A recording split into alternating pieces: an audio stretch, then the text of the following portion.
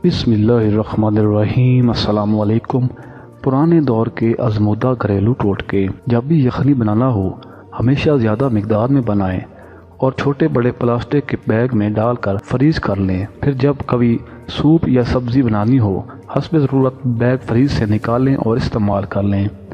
Number 2, mutton या beef जल्दी गलाने के लिए उसे पकाने से कम 2 घंटे पहले सिरके, लेमन जूस, टमाटर या पपीते में मैरिनेट ज़रूर करें। नंबर 3, सूप बनाते वक्त अगर पैन में बर्फ़ की चंद क्यूब डाल दें तो तमाम चिकनाई इकट्ठी होकर सूप के ऊपर आ जाएगी और इस तरह आप बआसानी चम्मच से तमाम चिकनाई बाहर निकाल सकेंगी। अगर ब्राउन शुगर की गुठलियाँ बन जाएं तो जार में ताज़ा डबा रोटी या सेब का टुकड़ा रख दें, गुठलियाँ नहीं बनेंगी। वैसे ब्राउन शुगर का जार अगर फ्रीज़र में रखा जाए तो भी इसमें गुठलियाँ नहीं बनती। खालिश शहद कुदरत का ऐसा अतिया है जो कभी ख़राब नहीं होता।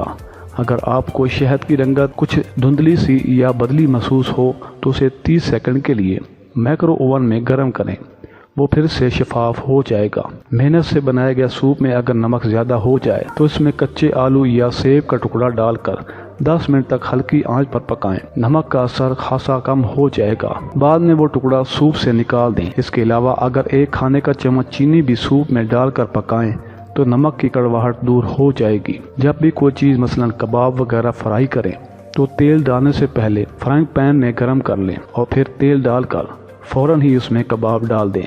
इस तरह वो पेंदे से नहीं चिपकेंगे। बादामों वाले बर्तन में 1 बड़ा चम्मच चीनी शामिल कर लें तो बादाम कई महीनों तक ताज़ा रहेंगे। हाथों से लहसुन की बू दूर करने के लिए हाथ बहते पानी के नीचे रखकर इस पर स्टील का चम्मच रगड़ें, बू दूर हो जाएगी।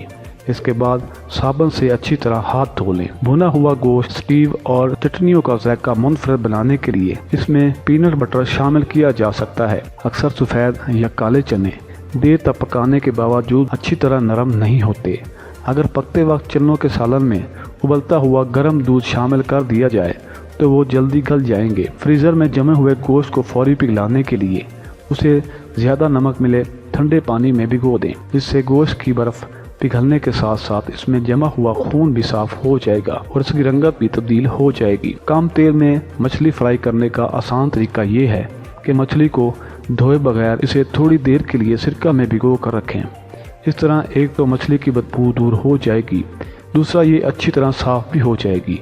आप मछली को धोने के बाद इस पर नमक और नींबू का रस लगाएं और तकरीबन 5 से 10 मिनट बाद तवे पर हल्का सा तेल लगाकर तवे को गर्म करें और मछली के टुकड़े इस पर रखकर इसका पानी खुश्क कर लें। जब मछली का पानी खुश्क हो जाए तो इसे ठंडा करके इस पर मसाला लगाएं और 1.5 घंटे के लिए फ्रिज में रखने के बाद थोड़े तेल में फ्राई कर लें। इस तरीके के मुताबिक मछली कम तेल में भी अच्छी तरह पक जाएगी।